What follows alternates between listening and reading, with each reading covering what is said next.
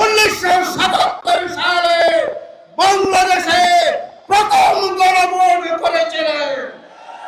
বেগম খালেদা জিয়া 1991 সালে তৃতীয়বারের মতো গণভোট করেছিলেন। যারা জিয়ার আদর্শ থেকে বিচ্যুত হয়ে, খালেদা জিয়ার আদর্শ থেকে বিচ্যুত হয়ে বিএনপি পরিচয় দেয়, তারা আসলে হচ্ছে বেসিক্যালি নো পার্টি। এই বেসিক্যালি নো পার্টিকে আগামী দিনে লাল কার্ড দেখিয়ে দেওয়া হবে ইনশাআল্লাহ।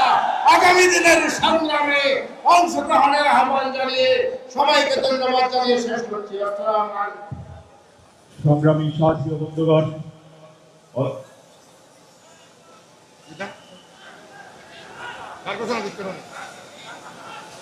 কার ঘোষণা দিচ্ছেন?